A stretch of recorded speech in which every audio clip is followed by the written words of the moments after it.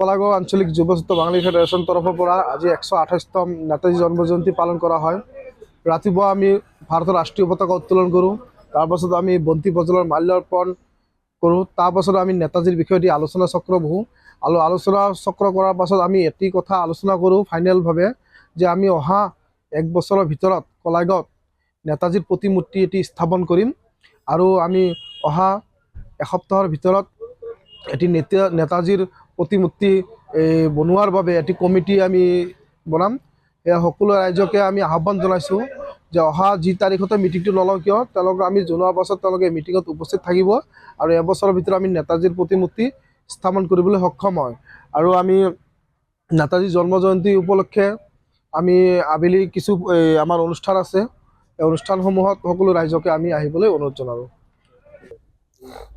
আজি কলাইগাঁও আঞ্চলিক বাঙালী যুৱ ছাত্ৰ ফেডাৰেশ্যনৰ উদ্যোগত নেতাজী সুভাষ চন্দ্ৰ বসুৰ 128তম জন্ম জয়ন্তী উদযাপন কৰা হয়। তেওঁলোকে আজিৰ দিনটো একচুৱেলি নেতাজী সুভাষ চন্দ্ৰ বসুৰ যিটো মহানতা বা দেশ প্ৰেম, এই দেশ প্ৰেমটোক তেওঁলোকে জীয়াই ৰাখিবৰ কাৰণে যি অপ্ৰাণ চেষ্টা কৰিছে, তাৰ কাৰণে মই কলাইগাঁও আঞ্চলিক যুৱ ছাত্ৰ ফেডাৰেশ্যনক ধন্যবাদ জনাইছোঁ। যাতে অনাগত দিনত তেওঁলোকে এই প্ৰগ্ৰেমটো বা এই অনুষ্ঠানটো যাতে আৰু জাকত জিলিকাকৈ ৰাইজৰ মাজত বা ৰাইজে দেখাকৈ তেওঁলোকে অনুষ্ঠিত কৰিব পাৰে, তাৰ কাৰণে মই তেওঁলোকক আজি এই মঞ্চৰ পৰা তেওঁলোকক মই অনুৰোধ জনালোঁ। লগতে তেওঁলোকক মই এই কথাটো উপলব্ধি কৰাই দিছোঁ যে কলাইগাঁও অঞ্চলত বা কলাইগাঁও যিটো মানে টাউনৰ মাজমজিয়াত এটা নেতাজীৰ প্ৰতিমূৰ্তি স্থাপন কৰিবলৈ তেওঁলোকে মানে এটা মনস্থিত কৰিছে।